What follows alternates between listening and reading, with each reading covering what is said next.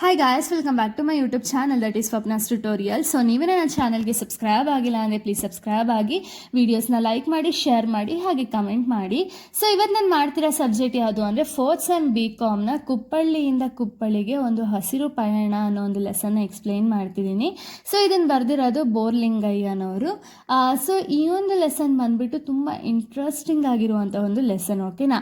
So ಈ ಒಂದು lesson ಬಂದುಬಿಟ್ಟು ಯಾವ ಬೇಸಿಸ್ ಮೇಲಿದೆ ಅಂದರೆ, ಇಲ್ಲಿ ಲೇಖಕರು ಬಂದುಬಿಟ್ಟು ಒಂದು ಪ್ರವಾಸನ ಕೈಗೊಳ್ತಾರೆ, ಓಕೆನಾ. ಒಂದು ಟ್ರಿಪ್ಪಿಗೆ ಹೋಗ್ತಾರೆ.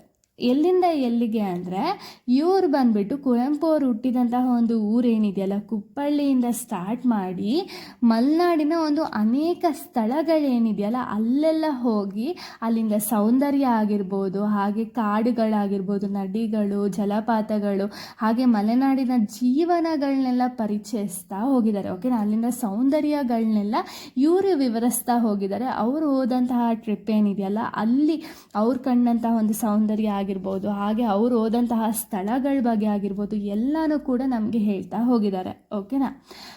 ಸೊ ಇವಾಗ ನಾವು ಡೈರೆಕ್ಟ್ ಲೆಸನ್ಗೆ ಹೋಗೋಣ. ಸೊ ನಿಮಗೆ ಎಲ್ಲರಿಗೂ ಗೊತ್ತಿದೆ ಏನು ಅಂದರೆ, ಕುವೆಂಪು ಅವರು ಜನಿಸಿದಂತಹ ಒಂದು ಕುಪ್ಪಳ್ಳಿ ಏನಿದೆಯಲ್ಲ, ಅಲ್ಲಿನ ಒಂದು ಪ್ರಕೃತಿಯ ಸೌಂದರ್ಯನೂ ಕೂಡ ಇಲ್ಲಿ ಲೇಖಕರು ಹೇಳ್ತಾ ಹೋಗಿದ್ದಾರೆ, ಓಕೆನಾ.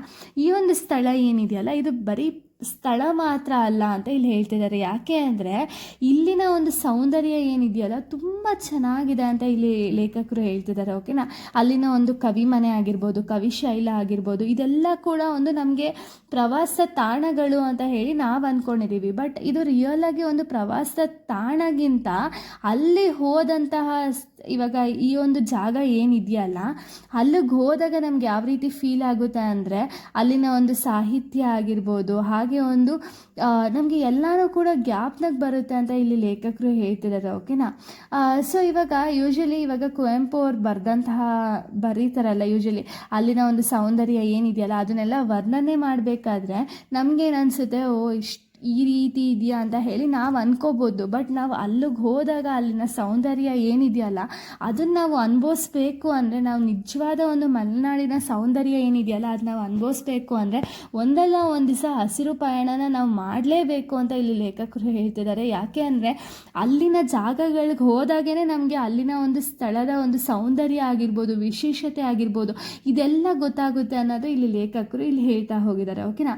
ಸೊ ನಿಮಗೆಲ್ಲ ಗೊತ್ತಿರೋ ಹಾಗೆ ಇಲ್ಲಿ ಈ ಒಂದು ಲೆಸನಲ್ಲಿ ಪ್ರಕೃತಿ ಮತ್ತು ಮನುಷ್ಯನ ಒಂದು ಸಂಬಂಧನೂ ಕೂಡ ಇಲ್ಲಿ ವಿವರಿಸ್ತಾ ಹೋಗಿದ್ದಾರೆ, ಓಕೆನಾ.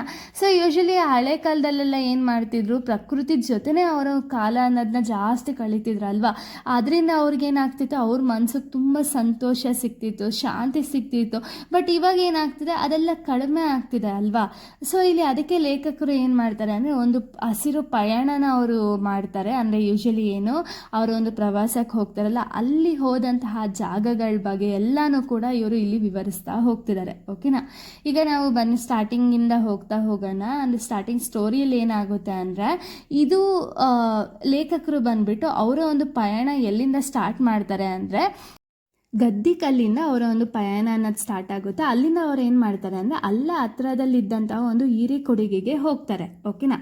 ಈ ಒಂದು ಪ್ಲೇಸ್ ಬಂದುಬಿಟ್ಟು ಕುವೆಂಪು ಅವರ ಒಂದು ತಾಯಿಯ ಊರಾಗಿದೆ, ಓಕೆನಾ, ಹಿರೇಕೊಡಿಗೆ ಅನ್ನೋದು. ಸೊ ಇವಾಗ ಲೇಖಕರು ಒಂದು ಆತ್ಮಚರಿತೆ ಇದೆ, ಓಕೆನಾ. ಕುವೆಂಪು ಅವರದ್ದು ಒಂದು ಆತ್ಮಚರಿತೆ ಇದೆ. ಯಾವುದು ಅಂದರೆ ನೆನಪಿನ ದೋಣಿ ಆತ್ಮಚರಿತೆಯಲ್ಲಿ ಈ ಒಂದು ಹಿರೇಕೊಡಿಗೆ ಏನಿದೆಯಲ್ಲ ಇದ್ರ ಒಂದು ಸೌಂದರ್ಯನ ಇಲ್ಲಿ ವಿವರಿಸ್ತಾ ಹೋಗಿದ್ದಾರೆ, ಓಕೆನಾ. ಸೊ ಇದೆಲ್ಲ ಲೇಖಕರಿಗೆ ಗೊತ್ತಿರೋದು, ಓಕೆನಾ. ನೆನಪಿನ ದೋಣಿ ಆತ್ಮಚರಿತೆನೂ ಕೂಡ ಇಲ್ಲಿ ಲೇಖಕರು ಓದಿರ್ತಾರೆ. ಸೊ ಅದಕ್ಕೆ ಅವ್ರು ಹೇಳ್ತಾರೆ ಏನು ಅಂದರೆ, ಈ ಒಂದು ಹಿರೇಕೊಡಿಗೆ ಏನಿದೆಯಲ್ಲ ಅದ್ರ ಬಗ್ಗೆ ಕುವೆಂಪು ಅವರು ಆ ಒಂದು ಬುಕ್ಕಲ್ಲಿ ಏನೇನೆಲ್ಲ ಬರೆದಿದ್ದಾರೆ ಅಂದರೆ, ಅಲ್ಲಿನ ಒಂದು ಸೌಂದರ್ಯ ಆಗಿರ್ಬೋದು, ಹಸಿರು ಕಾಡುಗಳಾಗಿರ್ಬೋದು, ಗದ್ದೆಗಳು, ತೋಟಗಳು, ಇದರಿಂದನೇ ಕೂಡ ಆ ಒಂದು ಊರು ಫುಲ್ಲು ಕಂಪ್ಲೀಟಾಗಿ ತುಂಬಿರುತ್ತೆ, ಓಕೆನಾ. ಬಟ್ ಇವಾಗ ಹಳೆಯ ಸೌಂದರ್ಯ ಏನಿದೆಯಲ್ಲ ಅದು ಕಡಿಮೆ ಆಗಿದೆ ಅಂತ ಹೇಳಿ ಕುವೆಂಪು ಅವರು ಕೂಡ ಬೇಸರ ಪಡ್ತಿದ್ದಾರೆ, ಓಕೆನಾ.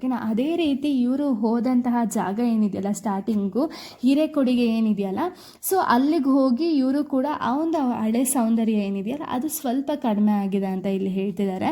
ಸೊ ಅಲ್ಲಿ ಲೇಖಕರು ಏನು ಮಾಡ್ತಾರೆ ಅಂದರೆ, ಆ ಒಂದು ಹಿರೇಕೊಡಿಗೆಯಲ್ಲಿ ಕವಿ ಏನು ಹುಟ್ಟಿದ್ರಲ್ಲ ಆ ಒಂದು ಸ್ಥಳಕ್ಕೆ ಹೋಗ್ತಾರೆ. ಅಲ್ಲಿ ಆ ಒಂದು ಸ್ಥಳನೆಲ್ಲ ನೋಡಿ ಅಲ್ಲಿನ ಒಂದು ಸುತ್ತಮುತ್ತ ಬೆಟ್ಟ ಗುಡ್ಡ ಇದೆಲ್ಲ ಕೂಡ ಇವರು ನೋಡಿಕೊಂಡು ಅಲ್ಲಿಂದ ಮತ್ತೆ ಅವರ ಒಂದು ಪಯಣನ ಸ್ಟಾರ್ಟ್ ಮಾಡ್ತಾರೆ, ಓಕೆನಾ. ಸೊ ಈ ಒಂದು ಪ್ಲೇಸ್ ಆದಮೇಲೆ ಲೇಖಕರು ಏನು ಮಾಡ್ತಾರೆ ಅಂದರೆ ಅಲ್ಲೇ ಒಂದು ಶೃಂಗೇರಿ ಏನಿದೆಯಲ್ಲ ಶೃಂಗೇರಿಗೆ ಹೋಗ್ತಾರೆ. ಓಕೆನಾ, ಇದಾದಮೇಲೆ ಈ ಒಂದು ಪ್ಲೇಸ್ನ ಮುಗಿಸ್ಕೊಂಡು ಶೃಂಗೇರಿಗೆ ಹೋಗ್ತಾರೆ. ಶೃಂಗೇರಿಗೆ ಹೋಗಬೇಕಾದ್ರೆ ಆ ದಾರಿ ಅಂದರೆ ಹೋಗಬೇಕಾದಂಥ ಒಂದು ಪ್ಲೇಸ್ ಏನಿದೆಯಲ್ಲ ಅವಾಗ ಹೋಗಬೇಕಾದ್ರೆ ಅಲ್ಲೇನು ರಸ್ತೆಗಳು ಸಿಗುತ್ತಲ್ಲ ಅಥವಾ ದಾರಿ ಏನು ಸಿಗುತ್ತಲ್ಲ ಅದು ತುಂಬ ಆಕರ್ಷಕವಾಗಿದೆ ಅಂತ ಇಲ್ಲಿ ಲೇಖಕರು ಹೇಳ್ತಿದ್ದಾರೆ. ಯಾಕೆ ಅಂದರೆ ಇವಾಗ ಎರಡು ಸೈಡು ಇವಾಗ ಹೋಗ್ಬೇಕಾದ್ರೆ ಸೆಂಟ್ರಲ್ ರೋಡ್ ಇರುತ್ತಲ್ಲ, ರೋಡ್ ಸುತ್ತಮುತ್ತ ಮತ್ತು ಎರಡು ಸೈಡು ಕೂಡ ಕಂಪ್ಲೀಟಾಗಿ ಬಂಡೆಗಳು, ಹಸಿರು ಗಿಡಗಳು ಮತ್ತು ಚಿಕ್ಕ ಚಿಕ್ಕ ಹಳ್ಳಿಗಳು ಇದೆಲ್ಲ ಇರುತ್ತಲ್ಲ. ಸೊ ಆವಾಗ ಲೇಖಕರು ಇದನ್ನೆಲ್ಲ ನೋಡ್ಬೇಕಾದ್ರೆ ಅವ್ರಿಗೆ ಒಂದು ಕಡೆ ತುಂಬ ಖುಷಿ ಆಗುತ್ತೆ ಅಂತ ಇಲ್ಲಿ ಲೇಖಕರು ಹೇಳ್ತಿದ್ದಾರೆ. ಓಕೆನಾ, ಸೊ ಇವ್ರೇನು ಮಾಡ್ತಾರೆ ಅಂದರೆ ಹರಿಹರಪುರದಲ್ಲಿ ಒಂದು ತುಂಗಾ ನದಿ ಏನಿದೆಯಲ್ಲ ಅದು ಹರಿಯುತ್ತಲ್ಲ, ಸೊ ಅದ್ರ ಮೇಲ್ಗಡೆ ಒಂದು ಚಿಕ್ಕ ಸೇತುವೆ ಮತ್ತು ಜುಲು ಜುಲು ಹರಿಯುವಂತಹ ಒಂದು ನೀರು ಏನಿದೆಯಲ್ಲ, ಸೊ ಇದನ್ನು ನೋಡಬೇಕಾದ್ರೆ ಒಂದು ಮಲೆನಾಡಿನ ಸೌಂದರ್ಯ ಏನಿದೆಯಲ್ಲ ಇದೆಲ್ಲ ಕೂಡ ಹೆಚ್ಚಿಸುತ್ತೆ ಅಂತ ಇಲ್ಲಿ ಲೇಖಕರು ಹೇಳ್ತಿದ್ದಾರೆ. ಈಗಾಗಲೇ ನಾನು ಹೇಳ್ದಂಗೆ ಇವಾಗ ನಾವು ಶೃಂಗೇರಿಗೆ ಹೋಗ್ಬೇಕಾದ್ರೆ ನಮಗೂ ಎಲ್ಲರಿಗೂ ಗೊತ್ತಿದೆಯಲ್ವಾ, ಇವಾಗ ರಸ್ತೆ ಹೋಗ್ಬೇಕಾದ್ರೆ ಎರಡು ಕಡೆಯಿಂದನೂ ಕೂಡ ನಮಗೆ ಗುಡ್ಡ, ಬೆಟ್ಟ, ಹಸಿರು ಇದೆಲ್ಲ ಕಾಣಿಸ್ತಿರುತ್ತಲ್ಲ.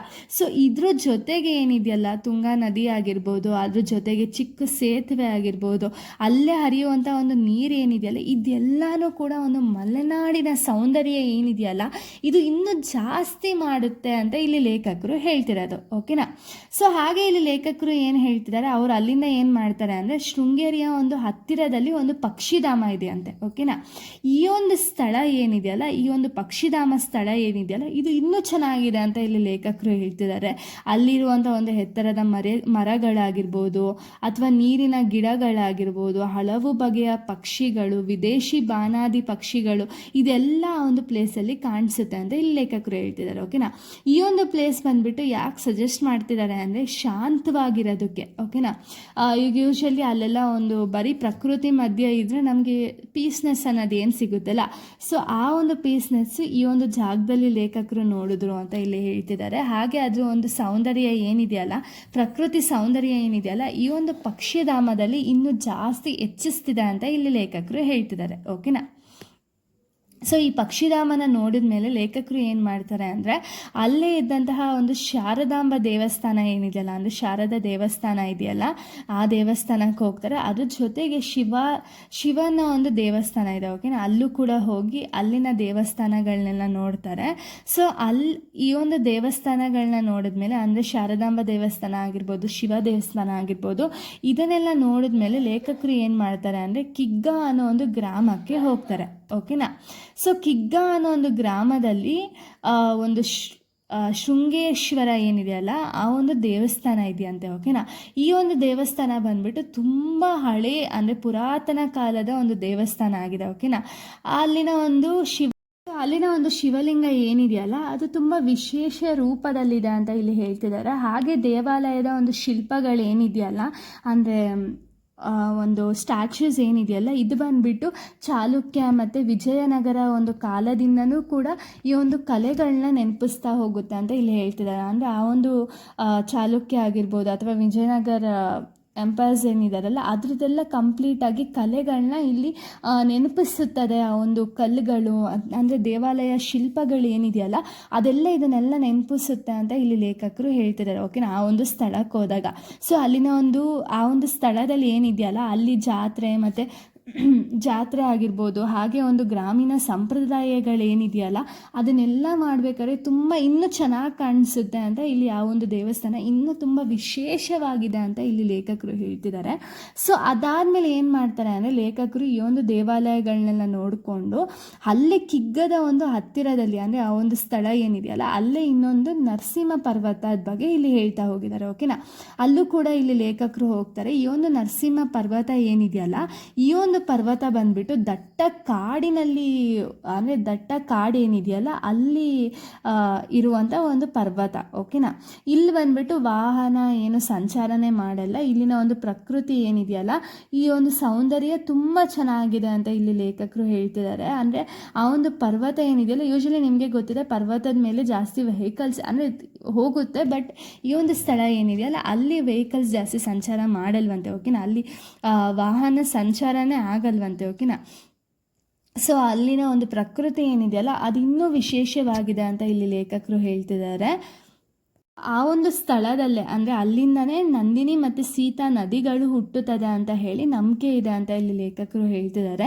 ಸೊ ಈ ಒಂದು ಸ್ಥಳ ಬಂದ್ಬಿಟ್ಟು ಹಸಿರು ಕಾಡುಗಳು ಮತ್ತು ನೈಸರ್ಗಿಕ ಸೌಂದರ್ಯ ಏನಿದೆಯಲ್ಲ ಅದು ಕಂಪ್ಲೀಟಾಗಿ ತುಂಬಿದೆ ಅಂತ ಇಲ್ಲಿ ಹೇಳ್ತಿದ್ದಾರೆ. ಓಕೆನಾ, ಈ ಸ್ಥಳನ ಅಂದರೆ ಈ ಸ್ಥಳಕ್ಕೆ ಹೋದ್ಮೇಲೆ ನೆಕ್ಸ್ಟ್ ಪ್ಲೇಸ್ ಎಲ್ಲಿ ಅಂದರೆ, ಸೊ ನೆಕ್ಸ್ಟ್ ಪ್ಲೇಸ್ ಬಂದ್ಬಿಟ್ಟು ಸಿರಿಮನೆ ಜಲಪಾತ ಅಂತ ಹೇಳಿ. ಓಕೆನಾ, ಸೊ ಸಿರಿಮನೆ ಜಲಪಾತಕ್ಕೆ ಹೋಗ್ತಾರೆ. ಈ ಜಲಪಾತ ಬಂದ್ಬಿಟ್ಟು ಸುಮಾರು 50-60 ಅಡಿಗಳ ಎತ್ತರದಿಂದ ನೀರನ್ನೋದು ಬೀಳುತ್ತೆ. ಓಕೆನಾ, ಸೊ ಕಪ್ಪು ಬಂಡೆಗಳ ಮೇಲೆ ಈ ಒಂದು ನೀರನ್ನೋದು ಹರಿತಾ ಹೋಗುತ್ತೆ. ಓಕೆನಾ, ಅಲ್ಲಿನ ಜುಳು ಜುಳು ಶಬ್ದ ಆಗಿರ್ಬೋದು, ಹಾಗೆ ಒಂದು ಜಲಪಾತದ ಸುತ್ತಮುತ್ತ ಬೆಟ್ಟಗಳಾಗಿರ್ಬೋದು, ಹಸಿರು ವಾತಾವರಣ ಆಗಿರ್ಬೋದು, ಇದೆಲ್ಲ ಇನ್ನೂ ಆ ಜಲಪಾತನ ಇನ್ನೂ ಚೆನ್ನಾಗಿ ಕಾಣಿಸೋ ರೀತಿ ಮಾಡುತ್ತೆ. ಅಂದರೆ ಇದರಿಂದ ಇನ್ನೂ ತುಂಬ ಚೆನ್ನಾಗಿ ಕಾಣಿಸುತ್ತೆ ಅಂತ ಇಲ್ಲಿ ಹೇಳ್ತಾ ಹೋಗಿದ್ದಾರೆ. ಓಕೆನಾ, ಈ ಒಂದು ಪ್ಲೇಸ್ ವಿಸಿಟ್ ಆದಮೇಲೆ ನೆಕ್ಸ್ಟ್ ಅವ್ರು ಏನು ಮಾಡ್ತಾರೆ ಅಂದರೆ ಹೊಳೆ ದಂಡೆಯ ಅರಣ್ಯದ ಬಗ್ಗೆ ಇಲ್ಲಿ ಹೇಳ್ತಾ ಹೋಗಿದ್ದಾರೆ. ಓಕೆನಾ, ಕೆರೆಕಟ್ಟೆ ಭಾಗದಿಂದ ಸಾಗುವಂತಹ ಒಂದು ದಾರಿ ಏನಿದೆಯಲ್ಲ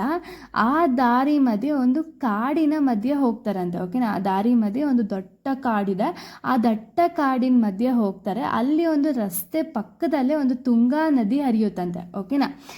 ಓಕೆನಾ, ಆ ಒಂದು ನದಿ ಏನಿದೆಯಲ್ಲ ಆ ನದಿಯಲ್ಲಿರುವಂತಹ ಒಂದು ನೀರೇನಿದೆಯಲ್ಲ ಅದ್ರ ಸ್ವಚ್ಛತೆ ಯಾವ ರೀತಿ ಇದೆ ಅಂದರೆ ತುಂಬ ಕ್ಲೀನಾಗಿದೆ. ಓಕೆನಾ, ಯಾವ ರೀತಿ ಅಷ್ಟು ಕ್ಲೀನ್ ಹೆಂಗೆ ಅಂದರೆ ಅಲ್ಲಿನ ಕಲ್ಲುಗಳಾಗಿರ್ಬೋದು, ಅಂದರೆ ನೀರೊಳಗಡೆ ಇರುವಂಥ ಕಲ್ಲುಗಳಾಗಿರ್ಬೋದು, ಹಾಗೆ ಮೀನುಗಳಾಗಿರ್ಬೋದು, ಇದೆಲ್ಲ ನೀಟಾಗಿ ಕಾಣಿಸುತ್ತೆ ಅಂತ ಇಲ್ಲಿ ಲೇಖಕರು ಹೇಳ್ತಾ ಹೋಗಿದ್ದಾರೆ. ಓಕೆನಾ, ಇದಾದಮೇಲೆ ನೆಕ್ಸ್ಟ್ ಏನು ಮಾಡ್ತಾರೆ ಅಂದರೆ ಅಲ್ಲಿನ ಒಂದು ಅರಣ್ಯ ಅಂದರೆ ಈ ಒಂದು ನೀರಾಗಿರ್ಬೋದು ಇದನ್ನೆಲ್ಲ ನೋಡಿಕೊಂಡು ನೆಕ್ಸ್ಟ್ ಲೇಖಕರು ಹೋಗೋದು ಎಲ್ಲಿ ಅಂದರೆ ಕುದುರೆಮುಖಕ್ಕೆ. ಓಕೆನಾ, ಕುದುರೆಮುಖಕ್ಕೆ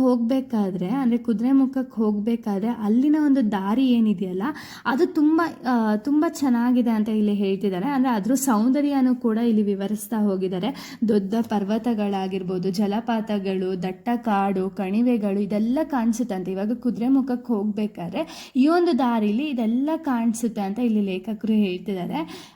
ಲೇಖಕರು ಕುವೆಂಪು ಅವರ ಒಂದು ಕವಿತೆಯನ್ನು ನೆನಪಿಸ್ಕೊಳ್ತಾ ಹೋಗಿದ್ದಾರೆ. ಅಂದರೆ ಅದ್ರ ಒಂದು ಸೌಂದರ್ಯನ ಇಲ್ಲಿ ವರ್ಣಿಸ್ತಾ ಹೋಗಿದ್ದಾರೆ. ಓಕೆನಾ, ಅಂದರೆ ಇವಾಗ ಯೂಶಲಿ ಕುದುರೆಮುಖಕ್ಕೆ ಹೋಗ್ಬೇಕಾದ್ರೆ ಅಲ್ಲಿ ಸಿಗುವಂತಹ ಸೌಂದರ್ಯ ಏನಿದೆಯಲ್ಲ ಅದ್ರ ಬಗ್ಗೆನೂ ಕೂಡ ಇಲ್ಲಿ ಲೇಖಕರು ಹೇಳ್ತಾ ಹೋಗಿದ್ದಾರೆ. ಸೊ ಹಾಗೆ ಇಲ್ಲಿ ಹೇಳ್ತಿದ್ದಾರೆ ಏನು ಅಂದರೆ ಇವಾಗ ಕುದುರೆಮುಖ ಅರಣ್ಯ ಏನಿದೆಯಲ್ಲ ಅಂದರೆ ಫಾರೆಸ್ಟ್ ಏನಿದೆಯಲ್ಲ ಫಾರೆಸ್ಟಲ್ಲಿ ಒಂದು ಹನುಮನ ಗುಂಡಿ ಅಂತ ಹೇಳಿ ಒಂದು ಜಲಪಾತ ಇದೆಯಂತೆ. ಓಕೆನಾ, ಈ ಜಲಪಾತಕ್ಕೆ ನಾವು ಹೋಗಬೇಕು ಅಂದರೆ ಮೆಟ್ಲುಗಳನ್ನ ಇಳ್ದು ಕೆಳಗಡೆ ಹೋಗಬೇಕು. ಓಕೆನಾ, ಕೆಳಗಡೆ ಹೋಗ್ತಿದ್ದಂಗೆ ಜಲಪಾತದ ಶಬ್ದ ಏನಿದೆಯಲ್ಲ ಅದು ಜಾಸ್ತಿ ಆಗ್ತಾ ಹೋಗುತ್ತೆ. ಓಕೆನಾ, ಇವಾಗ ಜಲಪಾತದ ಮೇಲಿಂದ ನೀರು ಬೀಳಬೇಕಾದ್ರೆ ನಮಗೆ ಒಂದು ಸ್ಪ್ರಿಂಕಲ್ ರೀತಿ ಬೀಳುತ್ತಲ್ವ, ನೀರು ಸ್ವಲ್ಪನೇ ನೀರು ಬೀಳುತ್ತಲ್ಲ ಅದು ತುಂತುರು ಹನಿಗಳ ರೀತಿ ಒಂದು ಚಿಮ್ಸುತ್ತೆ ಅಂತ ಇಲ್ಲಿ ಹೇಳ್ತಾ ಹೋಗಿದ್ದಾರೆ. ಓಕೆನಾ, ಸೊ ಹಾಗೆ ಒಂದು ಕುದುರೆಮುಖನ ಒಂದು ಕುದುರೆಮುಖ ಏನು ಸ್ಥಳ ಇದೆಯಲ್ಲ ಈ ಸ್ಥಳದ ಬಗ್ಗೆನೂ ಕೂಡ ಇಲ್ಲಿ ಪರಿಚಯ ಅನ್ನೋದನ್ನ ಮಾಡ್ತಾ ಹೋಗಿದ್ದಾರೆ. ಸೊ ಅಲ್ಲಿನ ಒಂದು ಅಪರೂಪದ ಸಸ್ಯಗಳಾಗಿರ್ಬೋದು, ಔಷಧಿಯ ಗಿಡಗಳಾಗಿರ್ಬೋದು, ಪ್ರಾಣಿಗಳು, ಕಪ್ಪೆಗಳು, ಮೀನುಗಳು, ಹಕ್ಕಿಗಳು ಇದೆಲ್ಲ ಕೂಡ ಜಾಸ್ತಿ ಹೆಚ್ಚಾಗಿ ಅಲ್ಲಿ ಕಂಡು ಬರುತ್ತೆ ಅಂತ ಇಲ್ಲಿ ಹೇಳ್ತಾ ಹೋಗಿದ್ದಾರೆ ಲೇಖಕರು. ಓಕೆನಾ, ಅಲ್ಲಿ ತುಂಗಭದ್ರಾ ಮತ್ತು ಸೀತಾ ನದಿಗಳೇನಿದೆಯಲ್ಲ ಇದೆಲ್ಲ ಹುಟ್ಟುತ್ತೆ ಅಂತಲೂ ಕೂಡ ಹೇಳ್ತಿದ್ದಾರೆ. ಓಕೆನಾ, ಸೊ ಇದು ಕುದುರೆಮುಖದ ನಂತರ ಲೇಖಕರು ಏನು ಮಾಡ್ತಾರೆ ಅಂದರೆ ಭದ್ರಾ ನದಿಯ ದಂಡೆ ಮೇಲೆ ಸಾಕ್ತಾರೆ. ಓಕೆನಾ, ಅಂದರೆ ಅದ್ರ ಮೇಲೆ ಸಾಕ್ತಾ ಹೋಗ್ತಾರೆ. ಅದ್ರ ಮೇಲೆ ಏನಿರುತ್ತೆ ಅಂದರೆ ಅಲ್ಲಿ ಜಾಸ್ತಿ ಹೆಚ್ಚಿನ ಒಂದು ಕಾಫಿ ತೋಟಗಳೇನಿದೆಯಲ್ಲ ಅದು ಜಾಸ್ತಿ ಕಾಣಿಸುತ್ತೆ ಅಂತ ಇಲ್ಲಿ ಲೇಖಕರು ಹೇಳ್ತಿದ್ದಾರೆ. ಅಂದರೆ ಮಳೆ ನಂತರ ಕಾಫಿ ಹೂಗಳಾಗಿರ್ಬೋದು, ಮಂಜು ಮುಸುಕಿನ ಬೆಟ್ಟಗಳಾಗಿರ್ಬೋದು, ತೋಟಗಳಾಗಿರ್ಬೋದು, ಈ ಸೌಂದರ್ಯ ಏನಿದೆಯಲ್ಲ ಲೇಖಕರು ಒಂದು ಕುವೆಂಪು ಅವರ ಒಂದು ಕವಿತೆಯ ಮೂಲಕ ವಿವರಿಸ್ತಾ ಹೋಗಿದ್ದಾರೆ. ಅಂದರೆ ಕುವೆಂಪು ಅವರ ಒಂದು ಕವಿತೆಗಳಲ್ಲಿ ಏನು ಅವ್ರು ಹೇಳ್ತಾ ಹೋಗಿದಾರಲ್ಲ ಅಲ್ಲಿನ ಒಂದು ರಿಯಲ್ ಸೌಂದರ್ಯ ಏನಿದೆಯಲ್ಲ ಇವರು ಅನುಭವಿಸಿದಂತಹ ಒಂದು ಘಟನೆನ ಇಲ್ಲಿ ಲೇಖಕರು ಹೇಳ್ತಾ ಹೋಗಿದ್ದಾರೆ. ಓಕೆನಾ, ನೆಕ್ಸ್ಟ್ ಲೇಖಕರು ವಿಸಿಟ್ ಮಾಡಿದಂತಹ ಒಂದು ಪ್ಲೇಸಸ್ ಬಗ್ಗೆ ಮತ್ತೆ ಹೇಳ್ತಾ ಹೋಗಿದ್ದಾರೆ. ಯಾವುದು ಅಂದರೆ ಕಳಸ ಆಗಿರ್ಬೋದು, ಹಾಗೆ ಹೊರನಾಡು ಆಗಿರ್ಬೋದು, ಇಲ್ಲೆಲ್ಲ ಅವರು ಹೋದಂತಹ ಪ್ಲೇಸಸ್. ಓಕೆನಾ, ಅಲ್ಲಿ ಅವರು ದೇವಸ್ಥಾನಗಳನ್ನೆಲ್ಲ ವಿಸಿಟ್ ಮಾಡಿಕೊಂಡು ಇವಾಗ ಕಳಸದಲ್ಲಿ ಕಳಸೇಶ್ವರ ದೇವಸ್ಥಾನ ಮತ್ತು ಹೊರನಾಡಿನ ಅನ್ನಪೂರ್ಣೇಶ್ವರಿ ದೇವಸ್ಥಾನ ಈ ದೇವಸ್ಥಾನಗಳನ್ನೆಲ್ಲ ಬರ್ತಾರೆ. ಅಂದರೆ ಅಲ್ಲಿಗೆ ಹೋಗಿ ಅಲ್ಲಿನ ವಿಶೇಷತೆಗಳನ್ನೆಲ್ಲ ಬಗ್ಗೆ ಎಲ್ಲ ತಿಳ್ಕೊಂಡು ಹಾಗೆ ದೇವಸ್ಥಾನ ಏನಿದೆಯಲ್ಲ ಅದನ್ನು ಪ್ರವೇಶ ಮಾಡಿ ಅಲ್ಲಿನ ಒಂದು ಸೌಂದರ್ಯನೆಲ್ಲ ನೋಡಿಕೊಂಡು ಮತ್ತೆ ಲೇಖಕರು ಹಿಂದೆ ಬರ್ತಾರೆ. ಅಂದರೆ ಅದಾದಮೇಲೆ ದೇವಸ್ಥಾನಗಳನ್ನೆಲ್ಲ ಮುಗಿಸ್ಕೊಂಡು ಮತ್ತೆ ಆಚೆ ಬಂದಾಗ ಅವ್ರಿಗೆ ಬೆಟ್ಟಗಳು, ನದಿಗಳು, ಮೋಡಗಳು ಏನಿದೆಯಲ್ಲ ಇದನ್ನೆಲ್ಲ ನೋಡ್ಬೇಕಾದ್ರೆ ಲೇಖಕರು ತುಂಬ ಖುಷಿ ಪಡ್ತಾ ಹೋಗ್ತಾರೆ. ಓಕೆನಾ. ಇದಾದಮೇಲೆ ನೆಕ್ಸ್ಟ್ ಪ್ಲೇಸ್ ಏನು ಅಂದರೆ ಬಾಳೆಹೊನ್ನೂರು ಅಂತ ಹೇಳಿ. ಸೊ ಅಲ್ಲಿ ಕಾಫಿನ ಜಾಸ್ತಿ ಬೆಳೀತಾರಂತೆ. ಓಕೆನಾ. ಇದು ಜಾಸ್ತಿ ಪ್ರಮುಖ ಸ್ಥಳ ಆಗಿದೆ. ಅಲ್ಲಿನ ಕಾಫಿ ಏನಿದೆಯಲ್ಲ ಅದನ್ನೇ ಅಲ್ಲಿ ಜಾಸ್ತಿ ಬೆಳೆಯೋದು. ಓಕೆನಾ. ಹಾಗೆ ಈ ಒಂದು ಬಾಳೆಹೊನ್ನೂರಿಂದ ಅವ್ರೇನು ಮಾಡ್ತಾರೆ ಅಂದರೆ ಜಯಪುರದ ಹತ್ರ ಹೋಗ್ತಾರೆ. ಓಕೆನಾ. ಜಯಪುರ ಅನ್ನೋ ಒಂದು ಊರಿಗೆ ಹೋಗ್ತಾರೆ. ಅಲ್ಲಿ ಆ ಒಂದು ಜಯಪುರದ ಹತ್ರ ಹೋಗಿ ಅವರು ಹೋಗುವಂಥ ಒಂದು ದಾರಿ ಏನಿದೆಯಲ್ಲ ಆ ದಾರಿಲಿ ಜಾಸ್ತಿ ಕಾಫಿ ತೋಟಗಳು, ಬೆಟ್ಟಗಳು, ಹಳ್ಳಗಳು ಮತ್ತು ಹಸಿರು ಪರಿಸರ ಏನಿದೆಯಲ್ಲ ಇದರಿಂದ ಕೂಡ ಒಂದು ಮಲೆನಾಡಿನ ನೈಸರ್ಗಿಕ ಸೌಂದರ್ಯ ಏನಿದೆಯಲ್ಲ ಅದನ್ನೆಲ್ಲ ಎತ್ತು ತೋರಿಸುತ್ತೆ ಅಂತ ಇಲ್ಲಿ ಲೇಖಕರು ಹೇಳ್ತಿದ್ದಾರೆ. ಸೊ ಇದನ್ನೆಲ್ಲ ಪ್ಲೇಸಸ್ ಎಲ್ಲ ಅವ್ರು ಹೋದ್ಮೇಲೆ ಅಂದರೆ ನಿಮಗೆ ಗೊತ್ತಿರೋ ಹಾಗೆ ಬಾಳೆಹೊನ್ನೂರು, ಜೈಪುರ, ಕಳಸ, ಹೊರನಾಡು, ಕಾಫಿ ತೋಟಗಳು, ಇದಾದಮೇಲೆ ಹನುಮನಗುಂಡಿ ಜಲಪಾತ ಆಗಿರ್ಬೋದು, ಕುದುರೆಮುಖ ಆಗಿರ್ಬೋದು, ಹೊಳೆದಂಡೆಯ ಅರಣ್ಯ ಆಗಿರ್ಬೋದು, ಸಿರಿಮನೆ ಜಲಪಾತ ಆಗಿರ್ಬೋದು, ನರಸಿಂಹ ಪರ್ವತ ಆಗಿರ್ಬೋದು, ಶೃಂಗೇರಿ, ಕುಳುವೆ ಪಕ್ಷಿಧಾಮ ಆಗಿರ್ಬೋದು, ಇಂಥ ಒಂದು ಪ್ರಮುಖ ಸ್ಥಳಗಳಿಗೆಲ್ಲ ಹೋದ್ಮೇಲೆ ಲೇಖಕರು ಕೊನೆಗೆ ಏನು ಮಾಡ್ತಾರೆ ಅಂದರೆ ಕೊಪ್ಪ ಮೂಲಕ ಕುಪ್ಪಳ್ಳಿಗೆ ಮರಳಿ ಬರ್ತಾರೆ. ಓಕೆನಾ. ಸೊ ಇದು ಬಂದುಬಿಟ್ಟು 36 ಗಂಟೆಗಳ ಈ ಒಂದು ಹಸಿರು ಪಯಣ ಏನಿದೆಯಲ್ಲ ಅವ್ರಿಗೆ ಮರೆಯೋಕ್ಕಾಗದೇ ಇರೋಷ್ಟು ಅನುಭವಗಳನ್ನೆಲ್ಲ ಕೊಟ್ಟಿದೆ ಅಂತ ಇಲ್ಲಿ ಲೇಖಕರು ಹೇಳ್ತಿದ್ದಾರೆ. ಸೊ ಈ ಒಂದು ಪಯಣದಲ್ಲಿ ಲೇಖಕರು ತುಂಬ ವಿಷಯಗಳನ್ನ ತಿಳ್ಕೊಂಡಿದ್ದಾರಂತೆ. ಓಕೆನಾ.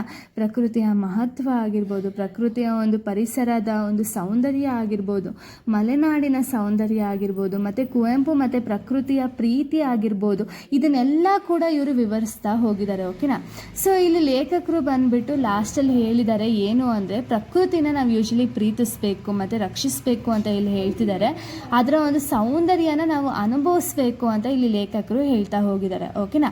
ಸೊ ಇದನ್ನು ಹೇಳಿ ಈ ಒಂದು ಸ್ಟೋರಿನ ಅವರು ಕಂಪ್ಲೀಟ್ ಮಾಡ್ತಿದ್ದಾರೆ. ಸೊ ಇಲ್ಲಿಗೆ ಈ ಒಂದು ಸ್ಟೋರಿ ಅನ್ನೋದು ಕಂಪ್ಲೀಟ್ ಆಗುತ್ತೆ.